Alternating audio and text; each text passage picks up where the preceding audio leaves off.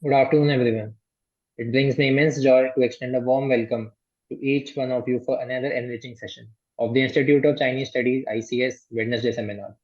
I am Kanishk Rathod, a research intern at the ICS, and I am honored to serve as the Master of Ceremony for today's event. A warm welcome to each and every one of you who has joined us. The title for today's panel discussion is Centenary of Rabindranath Tagore's Visit to China.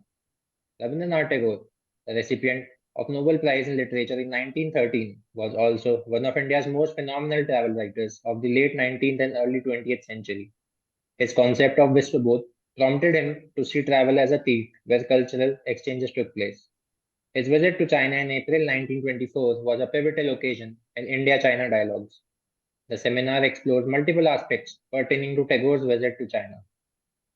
With us today, we have an esteemed panel of speakers: Professor Uma Dasgupta, Professor Amrit Sen, and Professor Shabri Mitra. Professor Uma Dasgupta retired as a professor from Indian Statistical Institute in 2004. She is a historian and also a Tagore biographer. She taught at several universities, including Jadavpur University, Visva-Bharati, Shantiniketan. She was also the head of the United States Educational Foundation in India for the Eastern region, editorial fellow, Center for the Study of Civilizations, Government of India, and a national fellow at the Indian Institute of Advanced Study. The presentation by Professor Das Gupta aims to examine the significant interest among Chinese intellectuals prior to Rabindranath Tagore's journey to China. Professor Amrit Sen is the former head of Department of English and former director of the publishing department at Vishwabharati, Shantiniketan. His research interests include 18th century studies, travel writing, Tagore studies, and the history of science. His recent publications are Sharing the Dream, The Remarkable Women of Shantiniketan, and the Scottish Enlightenment and the Bengal Renaissance, The Continuum of Ideas. In his presentation titled The Unwritten Travelogue, Rabindranath Tagore and China, Professor Sen explores the reasons behind Tagore's decision not to extensively document his travels in China and America with a particular focus on China. Professor Shabri Mitra teaches Chinese at Jawaharlal Nehru University and is also an honorary fellow at the ICS. Her research interests include contemporary Chinese literature and criticism, Chinese cultural history, gender issues, India-China cultural relations, and regional interaction. Her latest publication is an edited volume titled China's May 4th Movement, New Narratives and Perspectives. She has recently taken over as editor of the ICS Quarter Journal China Report, now in its 60th year of publication. Professor Mitra examined the circumstances that led to a change in awareness about Tagore in China. The chair for today's session is Professor Patricia Oberoi. Professor Oberoi is an emeritus fellow and former chairperson at the ICS. Her research interests include aspects of family, kinship, gender, popular culture, and social policy with respect to both India and China. She is a co-author of the BCIM Forum on Regional Integration. At the ICS, she has been closely associated with BCIM Forum for Regional Cooperation, a track 2 dialogue. Before I hand over to the chair, I would request all participants to adhere to some housekeeping rules. All participants are requested to remain muted during the presentation. You may post your questions in the chat box. Alternatively, you may use the raise your hand option during the interactive session. After the presentation, you will be called upon to unmute yourself and ask questions.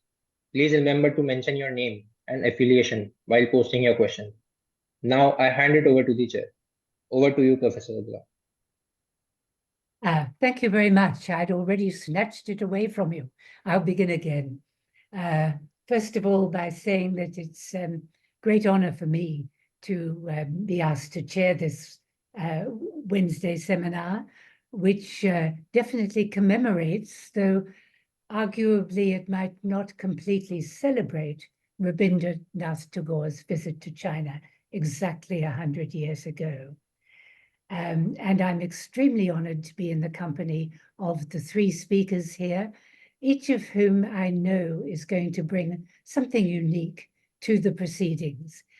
Unique not only because we won't have heard it before, but unique because they're each taking, I'm sure, a different stand, different materials, and different perspectives from each other. I'm very glad that this is happening, and I need to thank the ICS and the brains behind putting up hands and saying, come on, let's mark this occasion here in ICS at this point in time. Now, as you will have gathered from my own biography, just read out by Kanishk, my qualifications for being here are definitely rather suspect. But as we stand back now, 100 years on from the event that we're celebrating, I wanted to take you on a curious personal journey or voyage of memory and self-reflection. And I wanted to tell you in advance the story of how Rabindranath Tagore changed my life orientation 60 years ago, more than 60 years ago, when I was actually pretty young. I do this not to thrust myself center stage, but to invite everyone here to join me in reflecting on something that concerns us all, that's different and changing contexts for China studies, including, of course, literary studies in China. Now, the context that I'm speaking about is the Australian National University in the late 1950s and early 60s, where someone had the bright idea of setting up a Department of Oriental Studies, covering China, Japan, Indonesia, and subsequently India. As you might guess, this had two aspects. One was that it was obviously an outpost of SOAS, the School of Oriental and African Studies in London, with particular interest in culture, language, and the humanities. But it was also quite, for Australia in those days, of a geopolitical gesture. So one became a little cog in that particular wheel, recognizing Australia's, at last, geographical, as though the war hadn't produced it already, geographical location in the Asia-Pacific region. And it was also a recognition of a geopolitical or political challenge, ideological challenge, represented by newly decolonized nations in Asia and the Asian Pacific and elsewhere, particularly communist and socialist regimes in the post-World War year. We in Australia in those days, I mean, a common term used in Australia in all those to describe that geopolitical mindset was one of two. It was the yellow peril, left over from the fear of immigration by non-white people into Australia, and the red peril with reference to the challenge of communism and socialism in the newly liberated nation states. All of this really part of the national popular imagination and mindset in what came to be called Fortress Australia. Now, even in Australia in the 1950s, we'd already been through our own, or we were recovering from, our own version of McCarthy-like witch hunts, where communist or socialist sympathizers were investigated on all sorts of charges, and some of them suffered very badly personally. And just before the buildup of the counter forces, particularly coming to a head around the Vietnam War, and counter forces represented on the university campuses. Now, looking around the world right now, one will be saying, for heaven's sake, what's new? It's come again. So having set this scene with broad brushstrokes, let me add one more little scenario, and that is that we had a very beloved teacher of Chinese language who went by the name of Liu Zhongren. He was he had a Cantonese romanization of his name, but he was I think we students just didn't know that he was a brilliant writer in his own right, poetry, novels, essays, and a literary critic.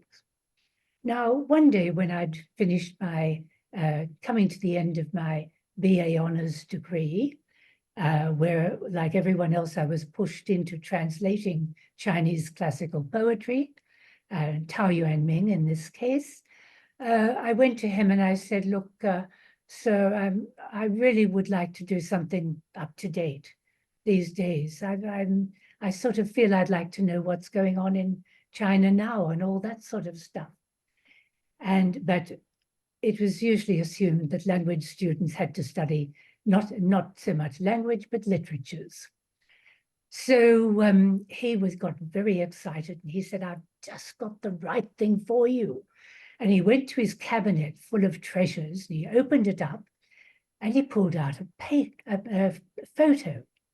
And he put this photo in front of me and he said, look, this is the person you can work on. And I looked at the photo, it was a group photo. And there was an elderly man in what seemed to me to be a Chinese long gown, sitting in the front. He had a long beard, he had a beautiful face, and he looked terribly, terribly dignified. And I thought, oh, that's my man. Yes, I'll study that one. I think I'd already been told he was a poet. And my professor said, yes. Well, of course, he was very young in those days. And I said, young. And I looked around and he pointed up to a very young-looking Chinese kid, really, a young man, standing in the background. And he said, he can be your subject. And guess who it was? Anyone guess? It was Xu Zhimo, who was Tagore's translator, sympathizer, and the active organizer of his famous journey to China, and who was subsequently a head of a so-called formalist school, otherwise known as the Crescent Moon Society. Guess where he got that idea from, which was devoted to formal styles of sort of renovating classical ideas of poetry in the new post-Baihua literary movement. So when I investigated a little further, I found that Xu Zhimo didn't lack biographers, literary biographers included. He'd been the focus of a lot of attention. But in that particular group, there was another person called Winnie Do, born in 1899, assassinated by Kuomintang forces in Yunnan in 1946, and we honed in on him. Now, one of the things he did, which I couldn't figure out when I first started looking at his critical essays, he wrote an essay called Criticism of Tagore. But since Tagore was not written as Tagore, but Tagore, or something like that, I was completely baffled for a very long time. And then I read the article, and it was really a very critical article on Tagore, of which I can only summarize the final line, his punchline, as he became more interested in finding new formal poetic modes of expression for Baihua literature. Winnie Do had written, nowadays, our new poetry is quite vapid, effete, philosophical, and formless enough. Any more of Tagore's influence, and it will be worse. He published this in a national newspaper, literary supplement of a national newspaper in December 1923, just a few months before Tagore actually arrived. And so I think I'll stop there, but simply to say that the Crescent Moon, or these poets of this society, were more interested in resetting the lyrical, rhythmic, realistic type of Chinese sensibility in their papers. So this was a piece of literary criticism. Of course, it was also political, as you will regard. So now I've told you about the first time I fell in love with a photograph, but a very momentous event in my life, I must say, that opened doors to other people, other places, other poetries. And for that, I'm very grateful for the opportunity I had at that time with my professor, and I'm having today sharing these memories with you on an anniversary occasion. Now, we can now call on the real speakers of the occasion, Professor Uma Dasgupta, whose distinguished biography needs no repetition. She's written on so many different topics. She's been a figure that we've all looked up to and continue to look up to. We're so honored to have you here, Professor Dasgupta. Very nice of you.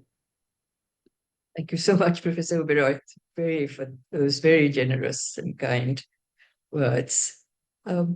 So, good afternoon and namaskar to all. I'm grateful to the Institute of Chinese Studies for this kind invitation.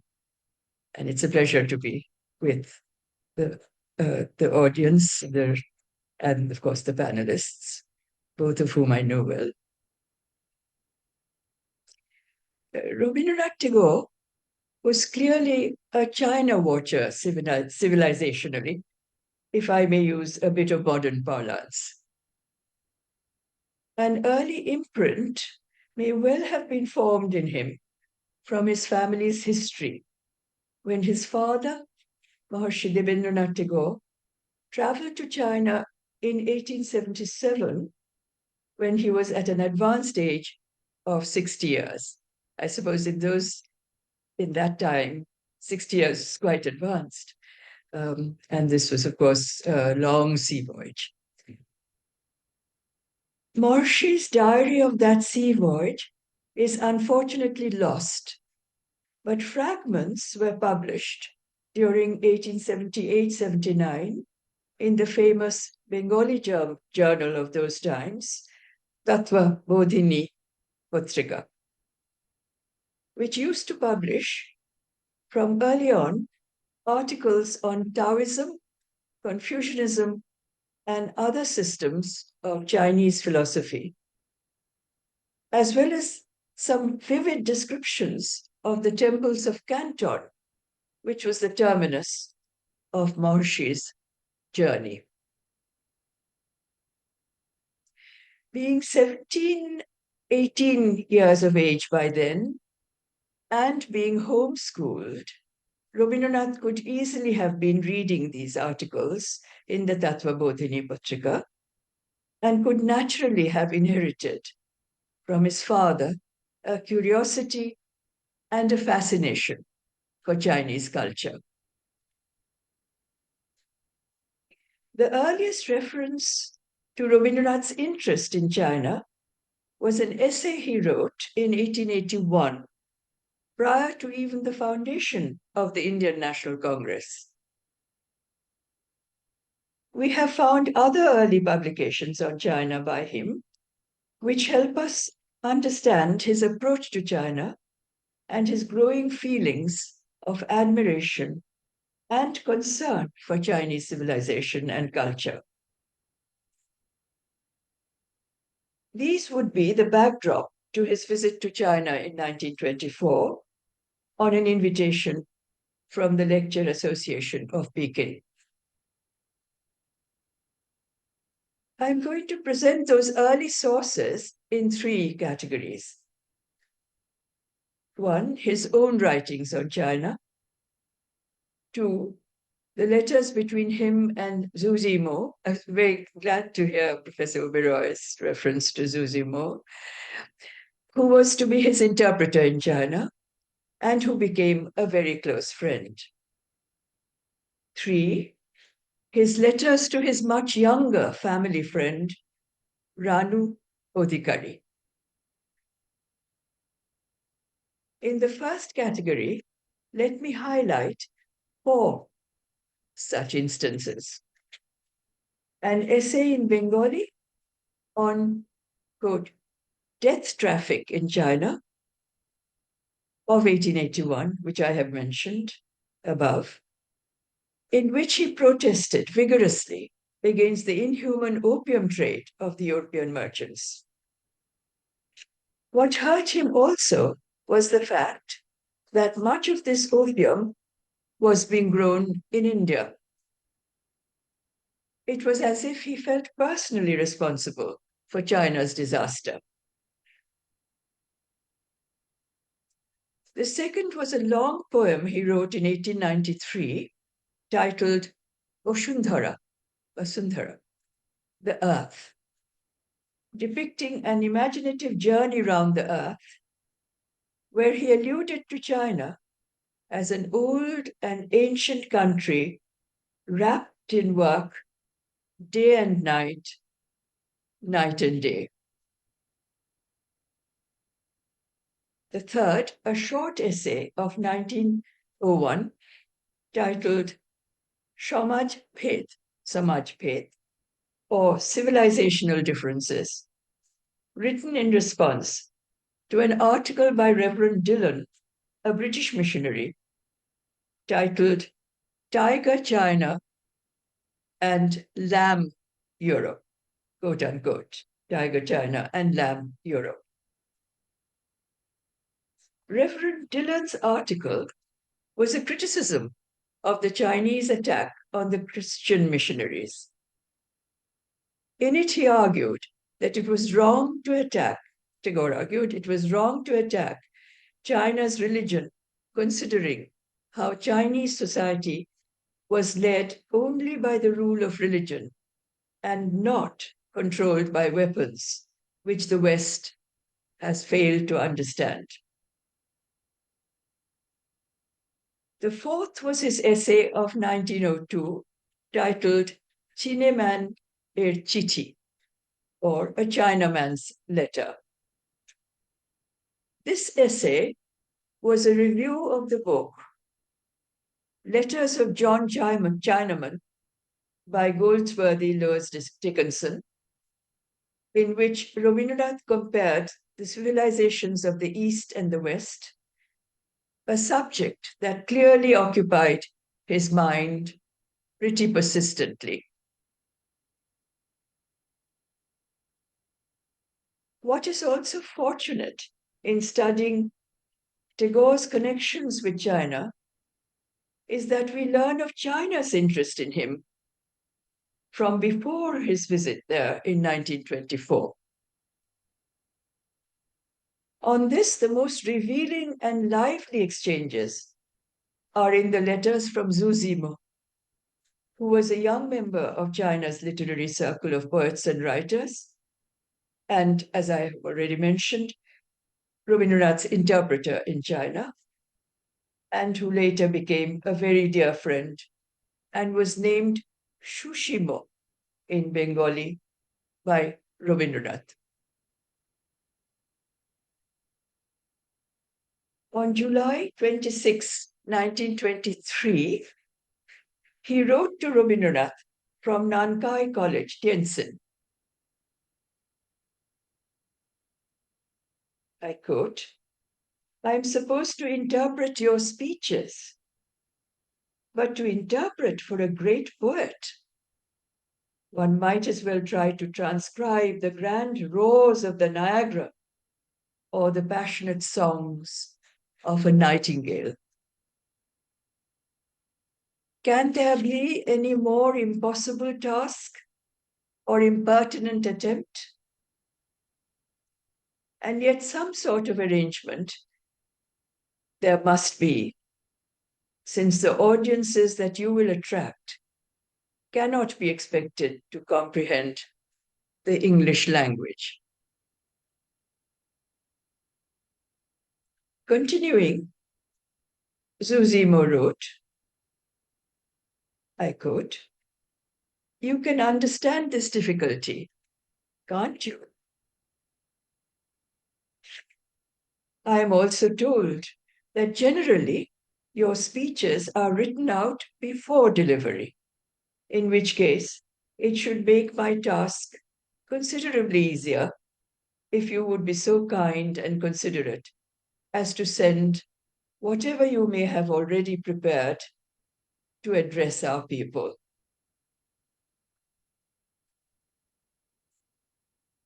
I shall try to have the text translated so as to render the Chinese version as articulate and intelligible as possible.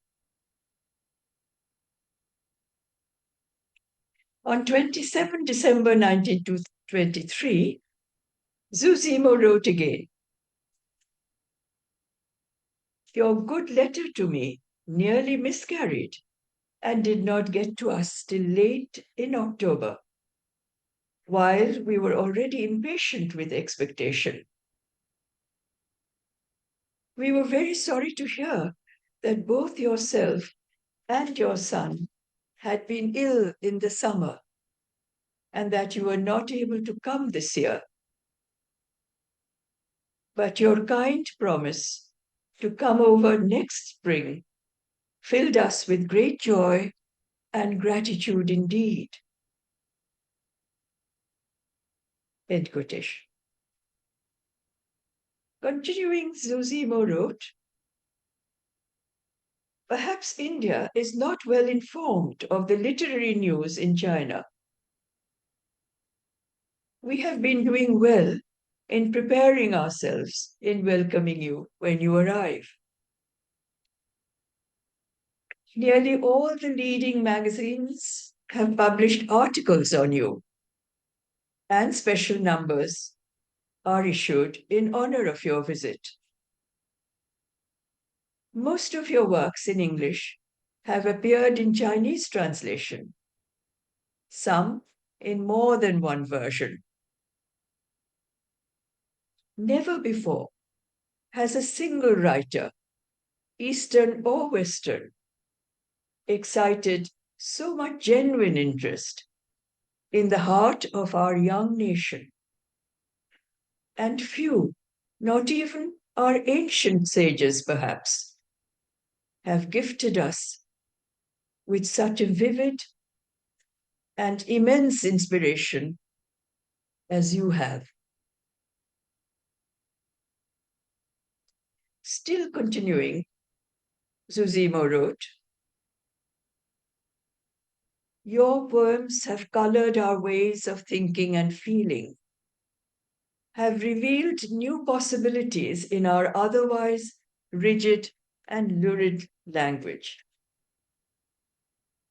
If a creative writer is one whose words have a power to quicken the heartbeats of the reader and exalt the state of his soul, I have known no better illustration than yourself in this present instance. That is why we so eagerly covet your presence. A presence, we believe, which will lend comfort and calm and joy to this age of gloom and doubt and agitation.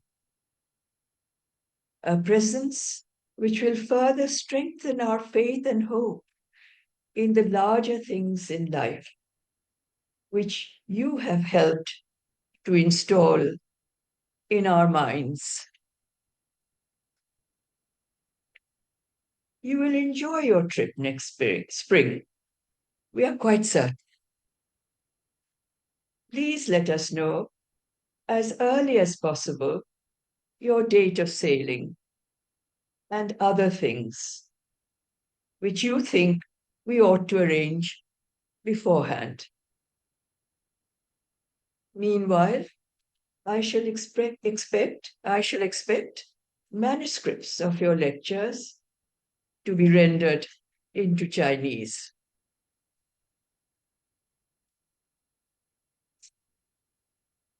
Now for Rabindranath's letters to his family friend, Ranu Adhikari, to whom he wrote in March 1924, when he was close to sailing for China These are, of course, in Bengali and published in Visva-Bharati's Chithi series, or letters series, Letters by Rabindranath series. And the translation is mine.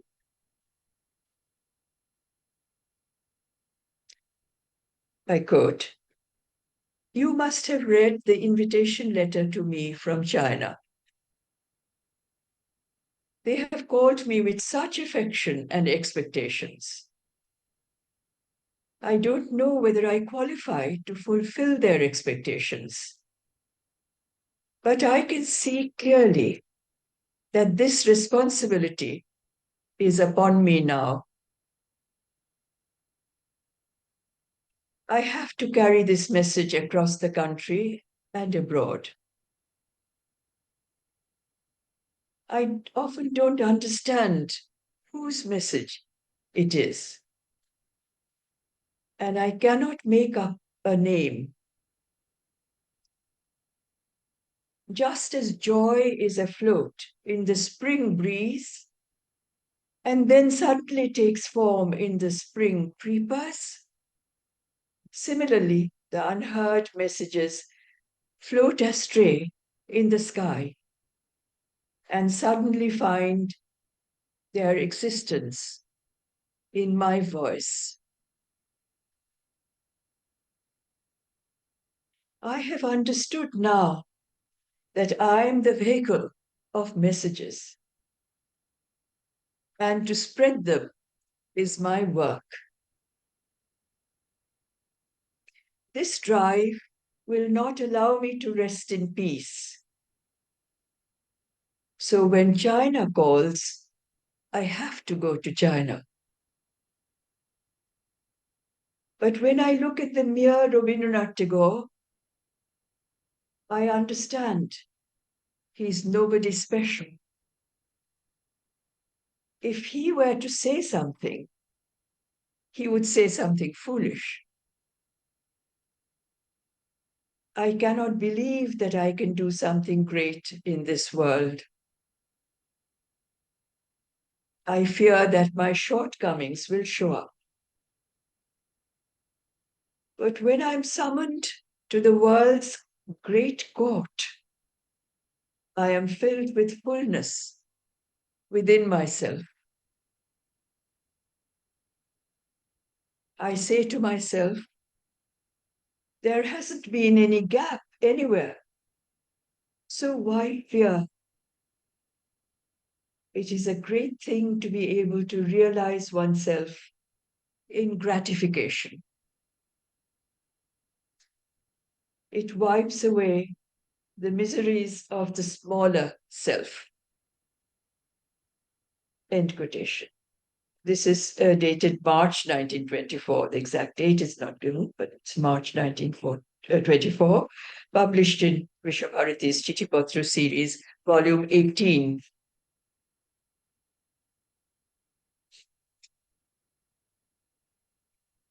Let me emphasize at this point, as I begin to wind down this brief presentation, that the most important source of the China-India documentation in the published category are the talks in China by Tagore, printed by the Shantiniketan Press in 1924.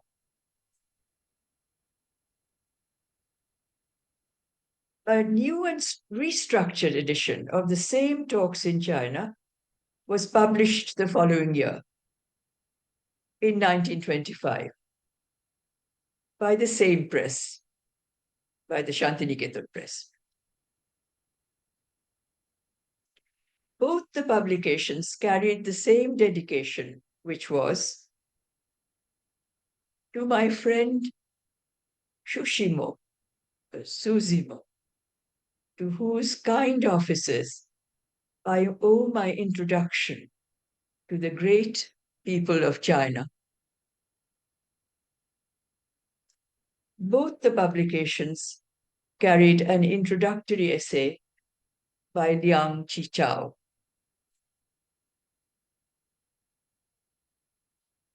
let me conclude my discussion by adding that for us at the Shantiniketan archive, the main source lies in a short but most informative book written in Bengali jointly by Shishir Kumar Das and Tan Wayne,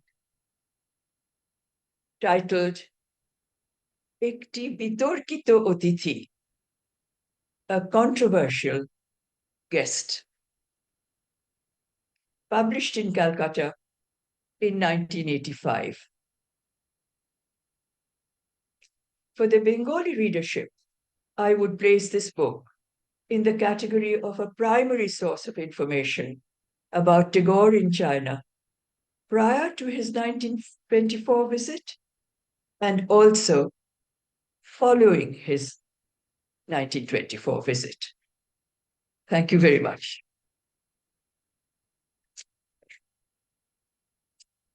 Well, thank you very much, Professor Dasgupta. That was so enlightening and in all its aspects, and something that many people would need to be reminded of. I also appreciate your reference to the Professor Shishir Kumar Das's work on the controversial guest. It's a subject that he later wrote quite a lengthy essay on for Professor Madhavi Tampi's India and China in the colonial period. So other Yes. viewers would definitely like to look at that version. It's quite Yes. a long essay, very well written, and sums up exactly that point. So tribute to a former colleague of Delhi University and of Indian literature as well, Professor Shishir Kumar Das. Yes. We come to our second speaker now, Amrit Sen. I'm really interested to find out what you are going to say, having had only whispers to that effect so far. Please go ahead. Thank you, Professor Oberoi, and thanks to the ICS for allowing me the space to make this presentation. I have a short PowerPoint, which I'll like to share. Is this visible, by the way? It's visible. It's come on. Yeah, right. So I've titled this The Unwritten Travelogue, Rabindranath Tagore in China. And I'd just like to talk about Tagore's travels in a broader sense, and not just the travel to China, which we are commemorating today. Now, the fundamental questions that I, in my postdoctoral research, asked is, why does one travel if travel is an act of volition? More importantly, why does one write about travel? Asking whether it's a further critical act of volition with its deliberate strategies of sifting and exclusion. To explore the gap that therefore opens up between the act of travel and the act of travel writing, where I propose that a refusal to write about the travel is also an act of volition, a complex response, and a protest. Specifically applicable in the case of Tagore, who was one of India's most well-traveled people at that point of time, with and a prolific travel writer with 9 volumes of travel writing, mostly in the form of letters written to various people. Now, some of the glaring omissions from this corpus of travel writing really come with his travels to America, Italy, and China. Therefore, the question remains, why did Tagore refuse to write about these travels? Now, Rabindranath's first 2 travels were undertaken when he was quite young, 1878 and 1881. But the more mature travels begin with the 1912 travel to Europe. where he defines very interestingly overseas travel as a tirtha. And this becomes very interesting because Rabindranath, as Shankar Ghosh used to say, was very careful with his choice of words. So immediately one is attracted to what sense the word tirtha is being used by Rabindranath. And he says in Jatra Purvapatra, which is the prelude to the travel of that volume, he says that it is not merely pleasure that I crave. There is an utilitarian core to my desire to travel. So he says, when I go to Europe without any prejudice and witness the truth that makes it great, what superior pilgrimage can we think about? Now, this led me to ask several questions about what are the structures of the Sanskrit tirtha in general. And I locate four major elements. These, of course, were altered by Tagore slightly. The first involves a sankalpa or a motive.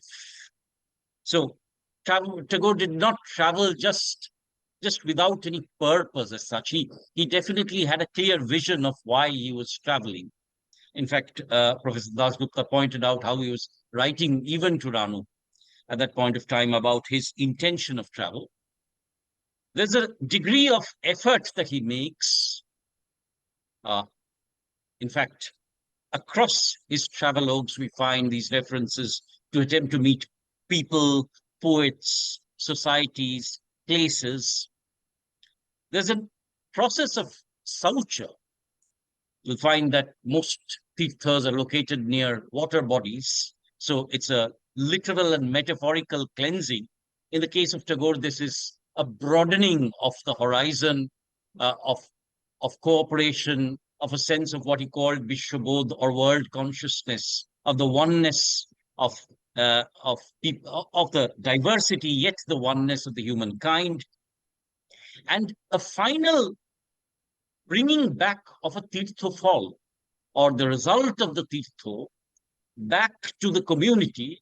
And for Tagore, this was specifically, very importantly, this was Vishwa-bharati. So he was bringing back books, he was bringing back experiences, he was bringing back people, teachers, to Shantiniketan for embellishing it further. Wherever this, structure of the tirtha is not fulfilled, Rabindranath's travelogues do not work out. Now, if we look at the Shankalpo when it comes to China, we'll find that he's traveling not merely as an individual. He writes that to Ranu also, but he's speaking about it at length in talks in China. He says it was an invitation to India herself, and he wants to re-establish the cultural and spiritual connections between India and China. Now, this term spiritual connection will come back later on in my presentation, because one of the problems of this, this travel was this emphasis on spirituality. And one has to remember that Rabindranath is known to the rest of the world, was known to the rest of the world at this point by dint of his Gitanjali and the Crescent Moon and the other volumes, which largely presented him as a spiritual poet. Now, before he was leaving China, for China from Shantiniketan, he was given a felicitation where, the Vishwa-bharati also wanted him to speak about the bond between India and China. And he constantly refers to this linkage between India and China in terms of the Buddhist pilgrims who had established this connection, and says what a great pilgrimage was that, what a great time in history. And finally, he was also looking for inviting scholars and arranging for an exchange of scholars. So we had a short-term impact of the travel, and we also have a long-term impact of the travel. We also note that Tagore had traveled to Japan, was largely disillusioned by the thrust on modernity and violence that he saw in Japan. And was seeking a kind of a dhani or a meditative Japan as his ideal. So when he went to China, he was also looking at the possibility of an Asian cosmopolitanism, a kind of an alternative to the European cosmopolitan through this travel as such. Now, this question about whether he's traveling as a poet or as a public intellectual also haunted him. Therefore, Tagore wrote to Romarola in 1924. He says that there's a civil war constantly going on in my nature between my personality as a creative artist, who must necessarily be solitary, and an idealist who must realize himself through works of complex character, needing a large field of collaboration with a large body of men. So he was asking himself the question, is it as a poet I am going? Or is it as a bearer of good advice and sound common sense? Now, most of his lectures were sort of directed towards the latter half, the bearer of good advice. And I think one of the problems of this visit happened to be Tagore speaking more as a public intellectual rather than as a poet. Now, what was the problem of this travel? Why was Tagore so disillusioned at the end of his visit to China? Now, the context, of course, and this my friends at the ICS will know far more than me, but I would suggest that Rabindranath was a right man at the wrong time, because after the May 4th movement of 1919, there was definitively a surge towards nationalism and science. Tagore himself referred to this. He was talking about Raja Ram Mohan Roy and himself as part of modernity, yet he was considered more as a spiritualist, the poet of the Gitanjali, as it were. The third thing was that Rabindranath was speaking more about religion. And one of the visits that he made, of course, was to the tomb of Confucius, which did not go down well with the Chinese, especially younger people at that point of time. And finally, what kind of literature was Rabindranath writing? You've seen us writing more of a romantic, spiritual literature, which was probably not conducive with the condition of China at that point of time. Now, it's also very fascinating for me that, Bertrand Russell had been invited earlier, John Dewey had been invited earlier, but the same society. Yet when Rabindranath arrives in China, there's a far greater, sense of excitement and also a sense of fear among the Chinese intelligentsia. So there was a kind of a binary reaction, principally because Tagore belonged to a neighboring Asian country and therefore could have a larger impact. Now, the most important records of the China trip were kept by Leonard Elmhurst.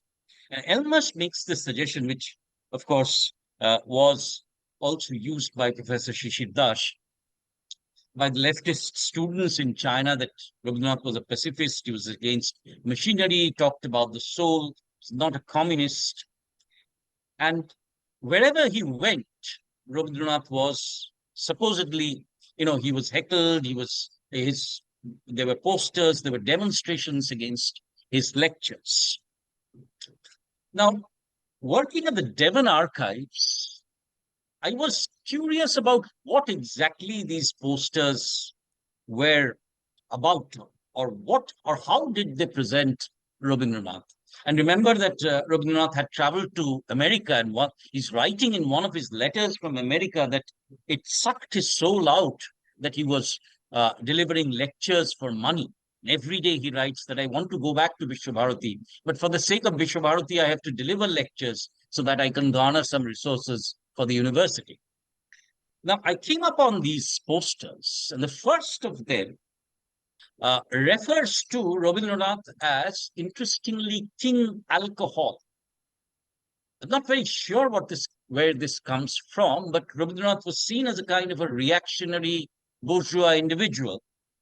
And it mimics his own text, Charodhaya, or 4 chapters. So these posters are, as it were, in 4 chapters. These were all collected, incidentally, by Leonard Elmhirst.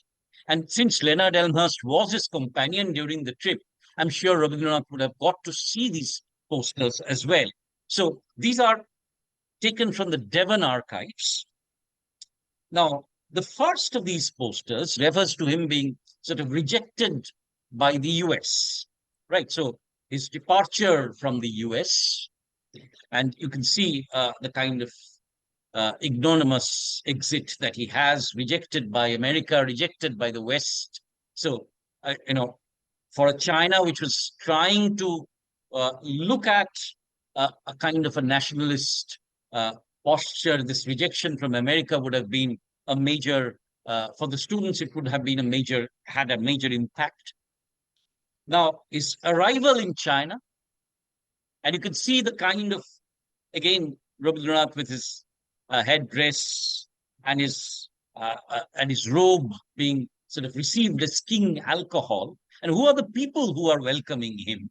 If you can read that poster, it says ignorant public, it says traitors, politicians, and profiteers.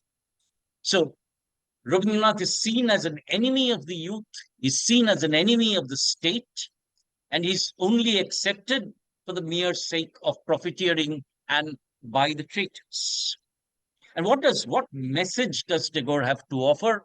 You see, once again, the reference to king alcohol, and he's breeding, seeds of laziness. He's breeding seeds of traitors within the country. So fertile Chinese soil, and this continuous reference to the saloon, right? So his work is anti-nationalist, as it is. It is, anti-state in that sense of the term. Therefore, Tagore is seen as a kind of a person who is inimical to the interests of China. So once again, let me get back. Sorry, the rejection. That's the first chapter. His arrival. That is the second chapter. His spreading of the third of the seeds of against the nation, that is the third chapter, as it were. There was no 4th chapter here. I tried to locate any other posters that were in the possession of Elmhirst, but sadly the 4th one was lacking. Now, 2 other posters also came up. I'm sorry, I do not read Chinese, but my Chinese friends at the earlier seminar told me that this was probably upside down. One, of course, referred to Rabindranath as, sort of, it says $1,000 for his lectures, as it were. So Rabindranath was seen as a kind of intellectual who was only working for money, and the other would refer to him as a traitor, right? Therefore, these posters, which Rabindranath was looking at while he was lecturing, must have been sort of deeply painful for him, because it was coming also from students whom he was addressing, right? And also in the Devon archives, we see how Rabindranath was withdrawing his volume of talks in China, and he had the entire edition destroyed. So now, one of the interesting things that Elmhirst noted here was that a first edition would have been published in terms of, or the proposed edition would have been published in terms of the dates of the lectures. And if you look at the lectures by themselves, you see steadily Rabindranath moving from a sense of euphoria of arrival at China with a lot of hope to continuous disillusionment and complete dejection. Now, when the edition is published, finally, the lectures are combined into different subjects to students, autobiographical. Therefore, clearly, there was a sense of editing so that the sense of frustration of Rabindranath would not come out. And even then, he was withdrawing his this volume from publication so that he quite clearly was not comfortable with either what he had witnessed during the trip, or he did not wish to publish about the trip also. Right. So this is this again in Elmer's handwritings here, the edition that he had withdrawn. Now, interestingly, if you look at, as a literary scholar, if I look at the tone of these uh, selections that I've taken from talks in China, Tagore talks about discontent as something not accomplished, mission not completed. Then he talks in terms of his evil fate, following me from my own country to this distant land. He says, it has not all been sunshine for me. He realizes that he has achieved really nothing. He says, it's been a very pleasant, beautiful, and happy trip. But in the depth of my heart, there is pain. I have not been serious enough. He says, what the message that I wanted to pass along has not been passed. But finally, he also sort of, as in his final text, Crisis in Civilization, Rabindranath, the eternal optimist, talks about the spiritual unity of man and therefore asks you to accept this task from me. He uses a very interesting metaphor in the course of these writings. This metaphor is the metaphor of contraband, right? So if I were to notice three things here in talks in China, it would have been sadness, irony, and the metaphor of contraband. It's very interesting because he's dismissed in his own country for being an iconoclast, while in China, he's dismissed as an ancient individual. He's too modern for India. He's too old for China. This irony constantly plays in talks in China. And the metaphor, these are Tagore's own words, contraband smuggled on the wrong shore of time, and that of an apparition used to frighten you.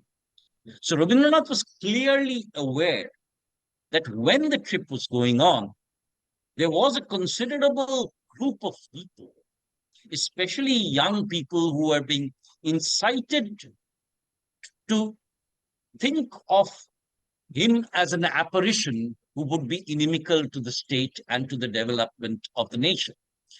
Noting simultaneously and seeing the pictures, the posters around, he says, for your people, I'm obsolete and therefore useless.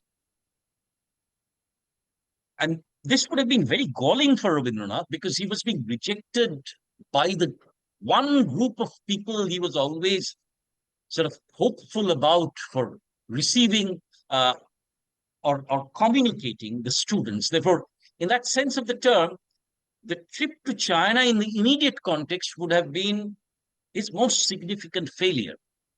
But when he's asked in the final leg of the tour, to the final lecture, as it were, the final presentation that he makes to criticize China, he says, I refuse to accede to your request. You have critics innumerable, and I do not want to be added to their ranks. I have done what was possible, he says. I have made friends. Now, the irony is that if in the short term, this trip was one of his most disastrous ones, if I do not take the Italy trip into cognition, then it was the most significant trip in terms of its long-term significance. Right. The translation of his works took place. Friendship between the two countries opens up the Sino-Indian cultural intercourse. Of course, meeting Tan Yun Shan, it's interesting that he doesn't mean Tan in in China, but in Singapore in 1927, arrival in Shantiniketan, 1928, formation of the Sino-Indian Cultural Society, inauguration of the Chin Bhavan in 1937.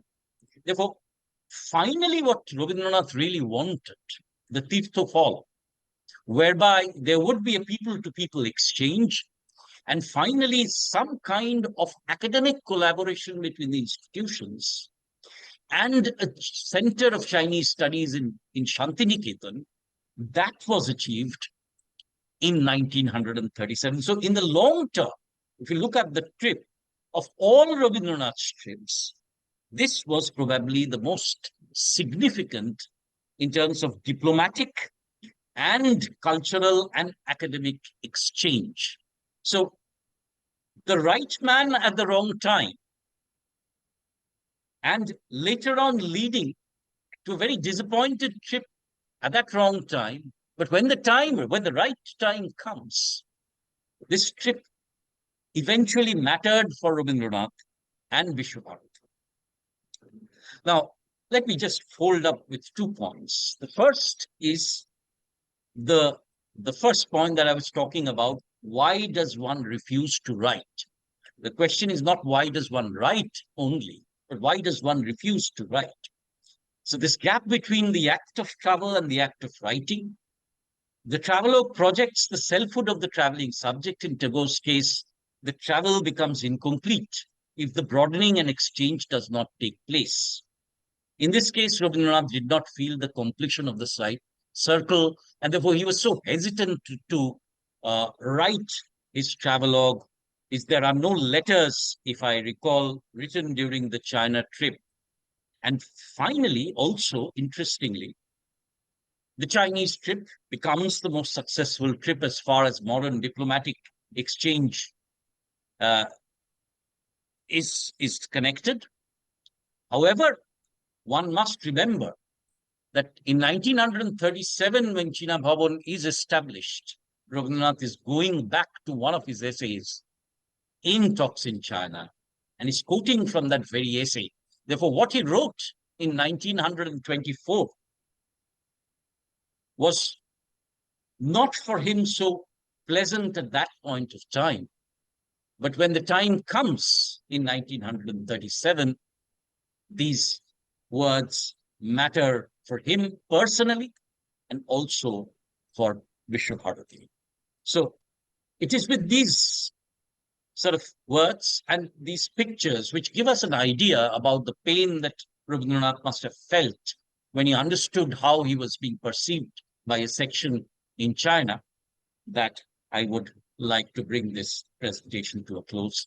Thank you very much for this opportunity and for this interaction. Thank you. Thank you very much, Dr. Sen, for that absolutely fascinating presentation and the visuals that accompany it. Now, I think we should pass on now to Professor Shobri Mitra. Not sure quite what her theme will be, but I think she's looking at the sort of history of Chinese responses. Is that right? Come in, Shobri. Thank you, Patricia. And my thanks to the panelists before for laying out the perfect background for my presentation. And my presentation is going to be on Tagore in China, translation, reception, and research. May I ask someone to share the PPT? Yeah. So as is mentioned, the second slide, please. As is mentioned in the abstract, that the visit in 1924 of Tagore was indeed a landmark event in the opening of modern India-China discourses. After he was awarded the Nobel Prize in Literature in 1913, he had captured the imagination of the Chinese intellectuals, and he was subsequently invited by the Beijing Jiangxue led by the then famous intellectuals of China, Liang Qichao. So on one hand, his visit aroused much interest, and on the other, his philosophy sparked intense debate and perhaps criticism, as my previous speaker was outlining, among the Chinese intellectuals who were very anxious about his influence on the young Chinese minds.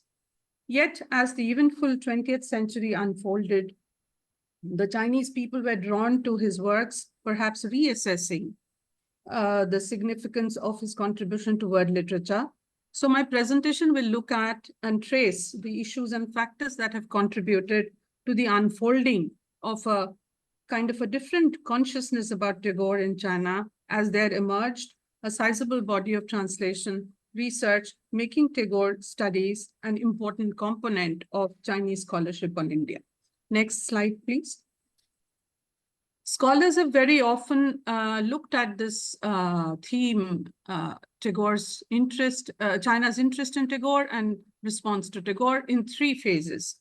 The period, and for convenience, I'm going to follow this periodization as it provides the backdrop of China's internal conditions, her international interactions, as well as her socio-cultural and political evolution, which helps in as we try to understand the trajectory of the way interest in Tagore has evolved in China. The next slide, please. So the first period we are looking at is the first half of the 20th century. It's almost 50 years. But this is also the time which is known as China's search for a new path, a period in which, I mean, about his visit, much has been written, but I think we need to understand this period as from its historical perspective, looking at the historical overview and the milestones. So the milestones are really the ones preceding his visit are Xinhai Revolution, then followed by May 4th movement and the establishment of the Communist Party of China, and the important debates before 1911, progress, nationalism, revolution, and after 1911, their preoccupation with creating a new culture, so new culture movement, vernacular movement of Bai Hao Yuntu, as it were. And there were, after 1919 up to 1949, there were questions of iconoclasm, Marxism, Leninism, popularization of culture. These were the debates, science and democracy, and of course, science vis-a-vis metaphysics. These were the kind of debates that we see in the backdrop of in which we must look at the interest in Tagore. Next slide, please. So it is well established that the Chinese intellectuals were turning towards these concepts of ideas and texts from outside China during the first half century of the 20th century. And they were mostly from texts from outside China, as I said, from the West as well as Japan, in order to find a path to create a new culture and literature, to reclaim its earlier glory and assert its presence in the world as a people, as well as explore the possibility of a systemic change.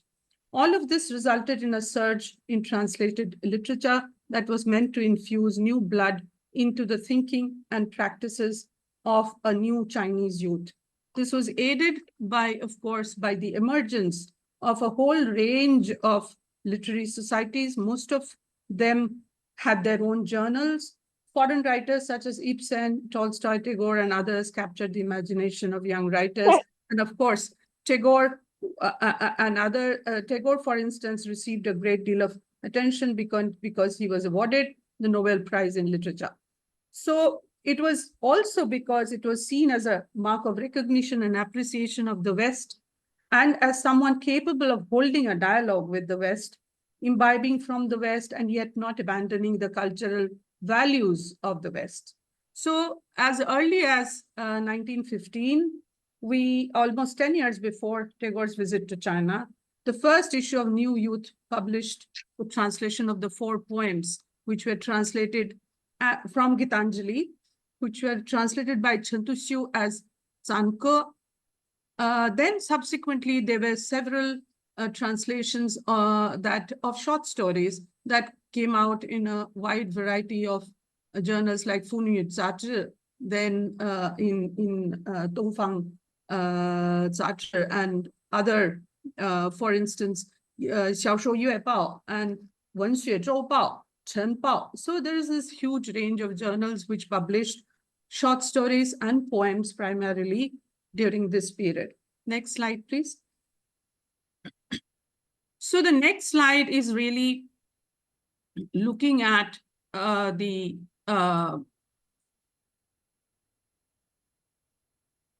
how this interest in Tagore was in the sense that all these wide range of scholars, poets, and writers were discussing it. He was very much part of an intellectual discourse being discussed, being translated, and being commented upon. And they included Chen Tuxiu, Xu Dishan, Bai Xiang, Zheng Zhenduo, Zhao Jingshen, Wang Zuqing, Ou Shiying, and Mao Dong, and of course, Xu Zhimeng.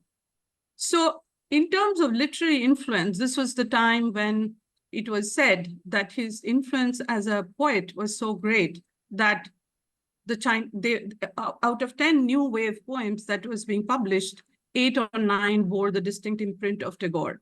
So here comes the Crescent Moon School of Poetry, the Xinwei Shi, who actually celebrated this influence of Tagore on the emerging new Chinese poetry and also on the poems, also on the poets, I'm sorry. So the two prominent poets of China of that period who are known to have been very deeply influenced by Tagore are Komoro and Xie Pingxin. Xie Pingxin, who is often known only as Pingxin. So Komoro, who was one of the eminent writers, accepted that he was deeply influenced by Tagore's poetry, while later, as he parted ways with Tagore's poetic style and philosophy, he, however, made it very clear that he was not against Tagore's aesthetics and literary perspective. Xie Pingxin, on the other hand, became a very famous poet, and she was actually a student in 1920 who wrote her first work on China called Yao Ji Yin Du Shi Ren Tagore. So it was a kind of a ode to the Indian poet Rabindranath Tagore, which reflected the general feeling of the youth of China. So like Komoro, Xie Pingxin also wrote in the poetic style of Tagore. Her collection of poems, Fanxing and Chunshui, had bore this clear resemblance of Tagore's Bolaka and at many places. And she was the first one to translate the whole of Gitanjali into the Nobel winning anthology of Tagore. And it was undertaken by her and it was published in 1955. She had also visited Shantiniketan. Next slide, please. Okay, so here comes the period from 1950 to 1976. As we see, the People's Republic of China, a party state has been established. The new China was a young China which had different priorities and compulsions. They were preoccupied with asserting its position in the world, safeguarding its borders, a clear reference to the Korean War, and ensuring equitable distribution of resources in its large population, and of course, ideological education of the Chinese people. And here, a reference must be made to the Yan'an talks of the 1942 by Mao Zedong, where some of the ideas that he proposed were made into the literary theory of People's Republic of China after it was established. So this whole question of relation between literature and politics, link between socio-political issues and literary production, and how the literary criticism also needed a certain kind of ideological yardsticks were very much in the play when we are looking at this phase as a backdrop for translation and reception of any foreign literature. This was a time India was actually had a very good relations in the first decade. One of the first countries to establish diplomatic relations in 1950. There were very great regular educational cultural exchanges continued through the 50s and into the early 60s. Next slide, please. So this was a time where there was a continued interest in Tagore, because I think there was a better understanding of Tagore being attempted, his works and his thoughts. And one clear indication here is that during Chou Enlai's visit to Visva-bodh in 1956, he has the following thing to say, quote, "Tagore is not only a genius poet who has made extraordinary contributions towards world literature, he's also an outstanding representative of the great Indian people who detest the darkness and strive for the light. The Chinese people can never forget Tagore's affection towards them. The Chinese people can also not forget the support Tagore gave them during their struggle for national independence. Even today, the Chinese people cherish the memory of Tagore's 1924 visit to China." But even before the last sentence, unquote, even before the last sentence, the sentence before, where he says the Chinese people are appreciative of Tagore's support during their struggle for national independence, surely refers to Tagore's correspondence with Noguchi, Japanese poet Noguchi, in the foreground of the anti-Japanese war, and how Tagore looked at this Japanese invasion of China. So during this period, we also see the first selected works of Tagore as a collection of his works. It was in 1961, on the occasion of Tagore's centenary, that 10 volumes were published, and which was in parts translated directly from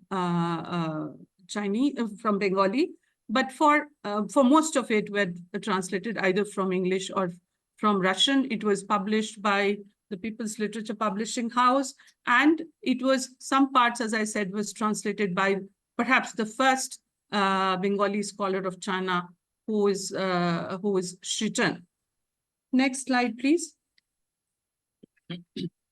I think now we come to the last phase, which has often been divided into two phases, actually. Even in my introduction, I was saying 3 phases, but this third phase is long and very rich and very prolific and very, in terms of the amount of research and translation that was happening. So it can also be divided into 2 parts. But let us see what was the historical overview as we begin this period from 1978 onwards. It was the period.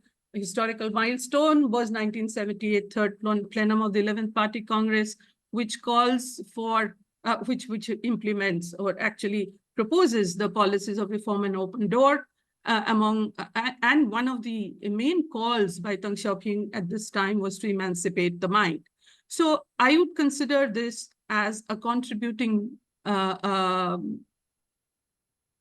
background, which brings in then the following factors which are responsible for soaring interest in Tagore. That is, there was a freedom of choice in terms of what to write, what to read, and the ensuing decade of the 90s, in which we see clear markers of the cultural globalization that was transforming China.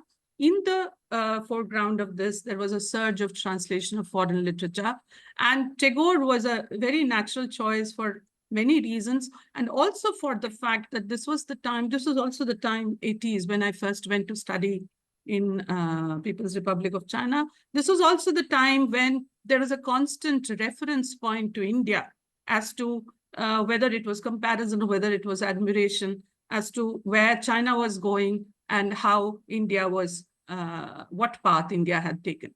The next slide, please. Okay, so in the 1980s and 1990s, we actually see that in 1981, the first ever academic conference on Tagore in the form of Chinese Foreign Literature Research Symposium was held, in which many scholars actually had presented papers. This was a time when the translations of various genres of Tagore's works was being published, but of the translation, the collections, which are extremely important, are this Tagore Xiaoshuo Quanji, that is a complete collection of Tagore's novels in 95, and Tagore Wenji in 1996, and a very important publication which was compiled and edited by Zhang Guanglin, who actually looks at the Zhongguo Mingjia Lun Tagore. So looks at some 17 odd writers who had presented papers, not 17 odd, more than that, writers who had written on Tagore since in the last few decades. And this was also a time where we see enormous surge in the number of articles that were being published in a wide range of academic periods, very many numerous masters, very many master's dissertation, doctoral thesis.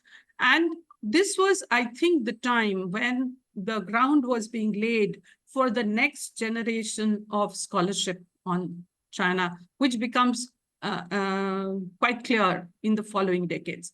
Next slide, please.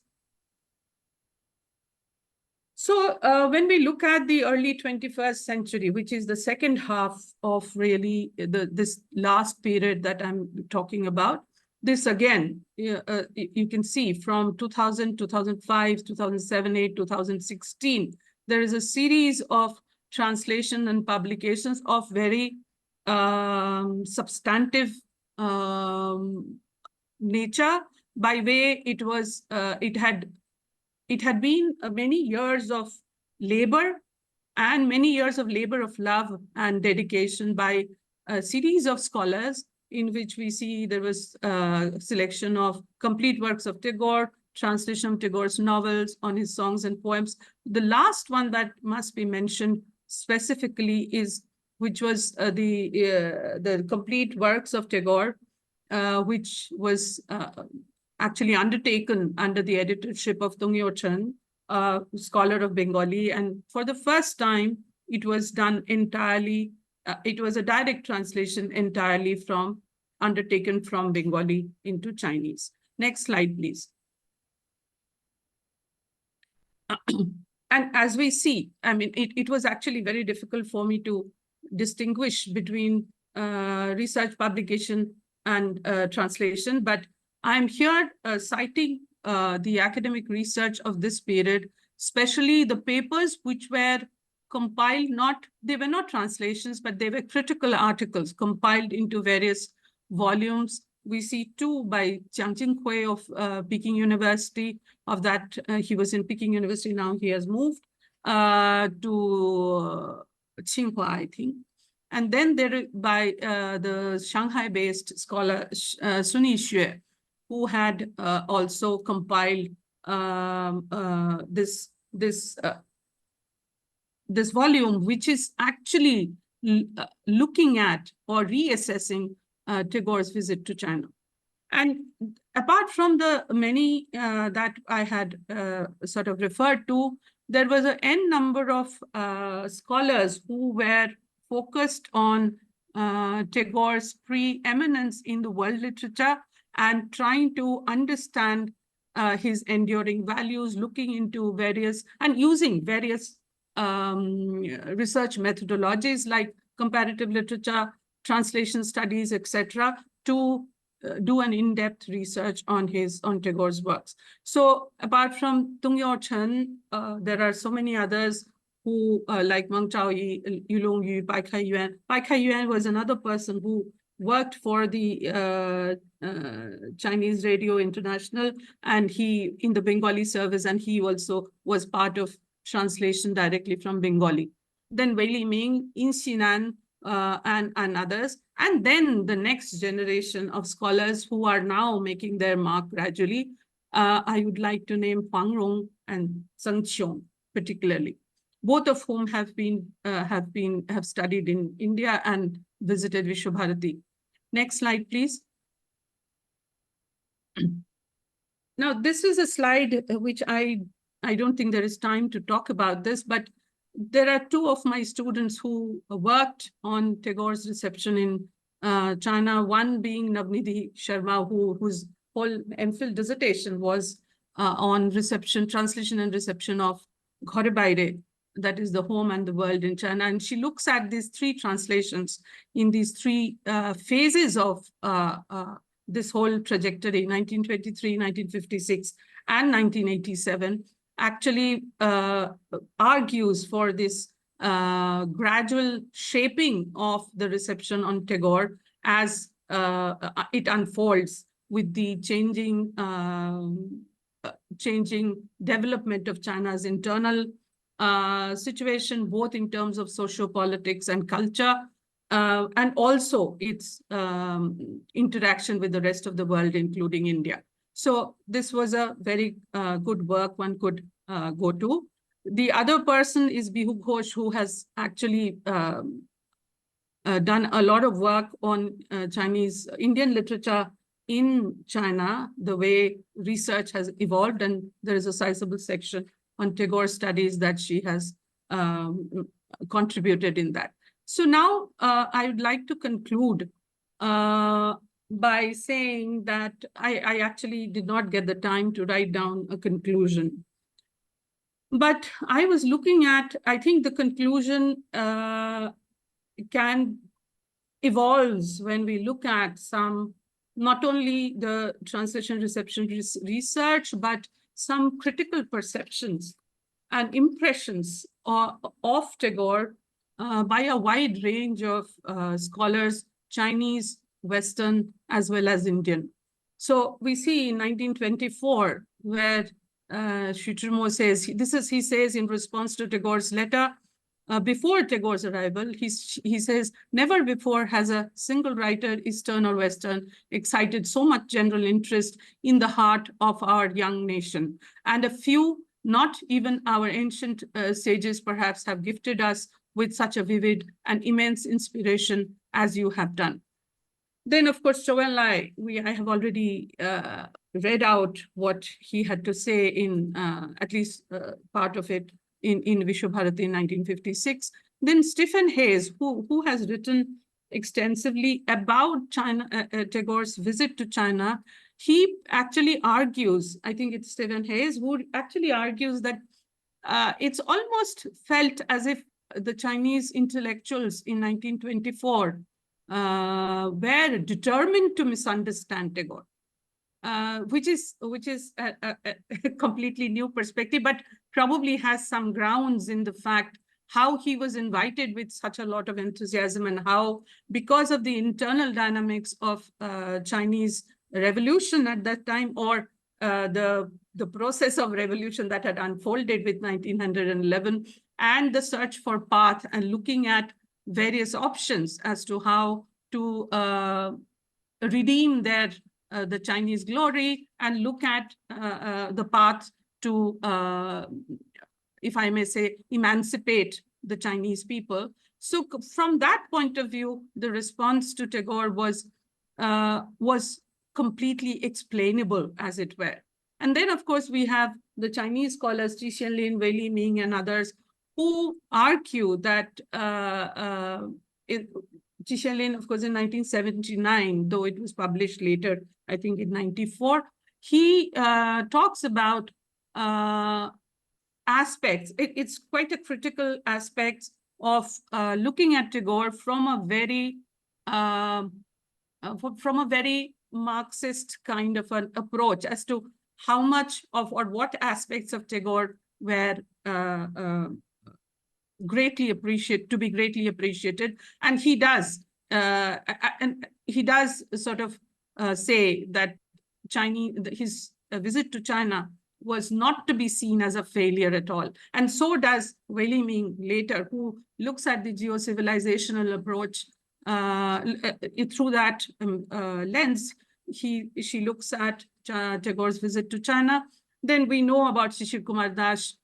He's been looked at many times, and I've actually looked at, I've sort of named 2 Chinese leaders, because I think it is important to note that not only leaders from that generation of Zhou Enlai, but a later generation of the post-78, Wen Jiabao, and even as recent as Xi Jinping, who was quoting from Tagore. And if you say that there isn't much material that I have used for after 2014, but 2014 in many ways is 100 years from the time Tagore was introduced into China, because Tagore's first introduction was to China was even before Chen Tuxiu's translation. It was actually in 1913, where in Dongfang Zazhi, the editor had introduced his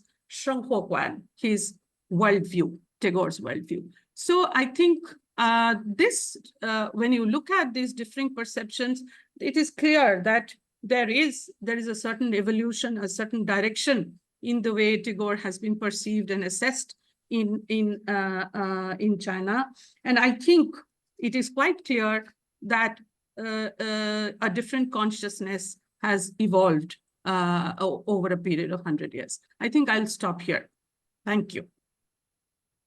Well, thank you, Shobri, for a wonderful and informative presentation. Now I need to ask Kanish. We have technically exceeded or come almost to the limit of our time. Kanish, can you tell us how much more time we have? There are a few questions in the box, or at least 3 or 4 that are demanding response from the speakers. What's the position on the time now? It was a wonderful collection of papers and should have been a whole day with lunch in between. Yeah, go on, Dinesh.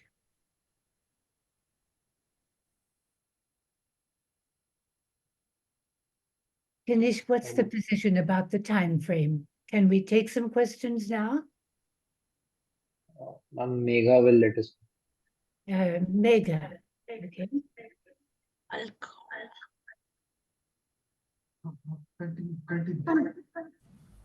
Yes, Professor Oberoi, we can go ahead with the questions. I just Okay. unmuted. So Patricia, thank you. Thank you all very much. I can maximum go on for just about 10 minutes. I don't think we can go beyond that. So my request is that let the chair ask some things and the other things can be handled by individual speakers. We shall copy these questions and send them to all the panelists and request them to address those. It was really impossible to stop people. There was such fascinating presentation. So, Chair, I leave it to your discretion to take a quick look and see if you can allow 2 questions at the most. Okay. Very hard to choose 2 of very important questions here. What about the one from Raj Kumar to everyone? Does Tagore really matter in the PRC's strategic thinking as they view British India and independent India as subsidiary to China in Asia and Pacific, subsequently in Indo-Pacific and the world? And can India and PRC have any strategic lessons from Tagore in dealing with the impasse? A very contemporary and political question. Anyone want to respond to that or pass on? May I sort of have Please a go few ahead, words? Yeah. I think Tagore is extremely strategic to the cultural interactions between India and China, not only because of his historical and historic importance, but I think also because Tagore has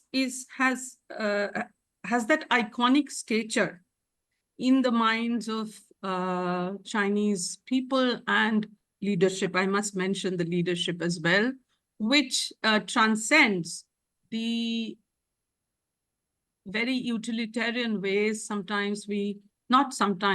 lot of times we need to look at India-China relations in the context of the current geopolitics of the region.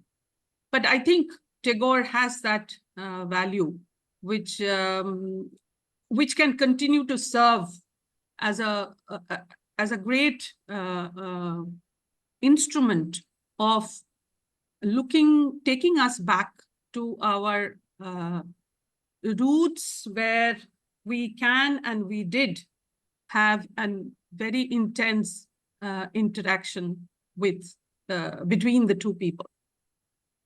I think I will not add any more.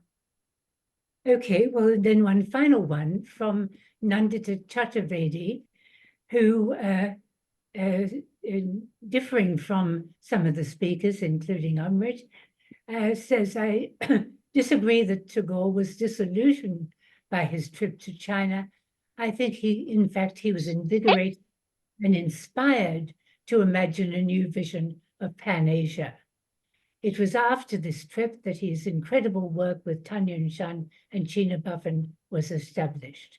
I think the opposition to Tagore's visit in China is greatly exaggerated, and the warmth with which the Chinese embrace him even today is downplayed. Any one of the panelists like to respond to that? Omer, would you like a few words on that? All right. Yes, thank you, Professor Oberoi. Just or otherwise. Thank you. I actually basically would agree with that, I didn't also think, from what little I've studied, that Rabindranath was disillusioned, that Tagore was disillusioned by his visit to China. I didn't really think so. Of course, I mean, one can always discuss the pros and cons of the interactions, and I have a feeling that he felt quite gratified that this visit had probably brought the two peoples closer. And it was not just him going there, as we know.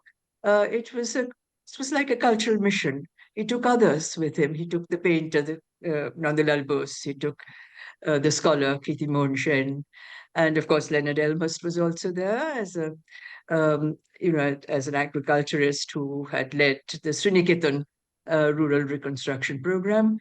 And then there was Kalidash Nag, the historian.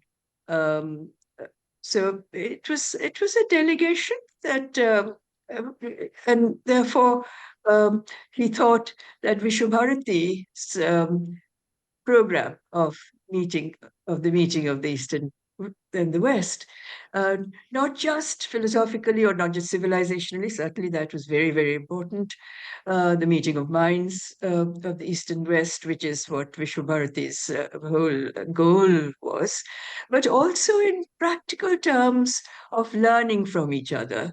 He was very keen that this delegation actually stays with the delegates, with the Chinese, they're the hosts, and not just among themselves. In other words, not just among each other, because he was so keen that they do have serious exchanges, real exchanges in their own fields of art and culture and history and civilization, and even other aspects of the spread of science.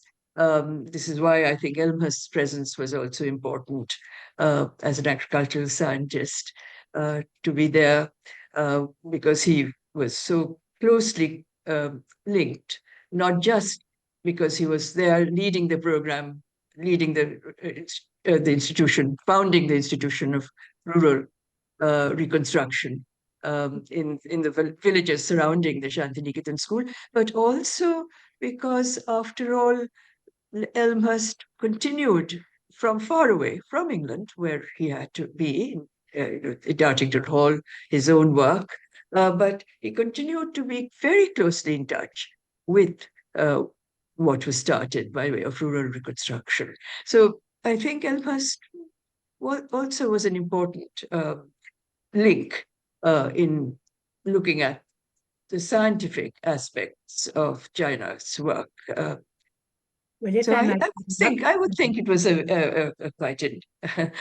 quite a constructive Could we just ask Amrit to give a final yes or no or maybe, and to a point of view that is rather different from what your illustrations suggested?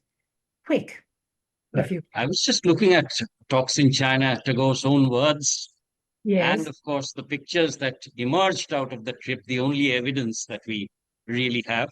Also, I would just refer to one or two articles which I was listening to in the conference held at Visva-bodh, and which reminded us that even the major writers of China during that period, including Lu Xun, did not really sort of engage with Tagore during his trip to China. So I would tend to say that Rabindranath's own words suggest that there was a considerable disillusionment in the short term. But as I pointed out, with Tanyun Shan coming and China Bhavan sort of being established, in the long term, the visit turned out to be extremely successful. Okay, well, on that note, we have to conclude, but I'd say that we had a whole day's seminar wrapped into one afternoon. Absolutely fascinating, much new material, and thank you to all the speakers and a very engaged audience, a very large audience, I might say, is a real tribute to the topic and people's enduring interest in this after a whole century. Thank you very much, everybody, participants and audience, and we hope that we can take this further. Thank you very much. And thanks to the chair. And thanks to the Thank you. chair, indeed. Thanks to the chair. Thank you. Thank you all. Thank you, Madi. Thank you, Amrit. Very you. refreshing and lovely to listen to all of you. Thank you so much. We conclude the session and express our gratitude to our esteemed speakers, Professor Das Gupta, Professor Sen, and Professor Shabri Mitra, and the chair, Professor Patricia Oberoi, for generously sharing their time with us. We also thank the participants for attending the session. The video of today's discussion shall be available on the ICS YouTube channel. We extend a warm invitation to all for the upcoming book discussion. The title of the book is Beyond Binaries, The World of India and China. Details about the event can be found on the ICS website, or you can subscribe to our newsletters for regular updates. Thank you.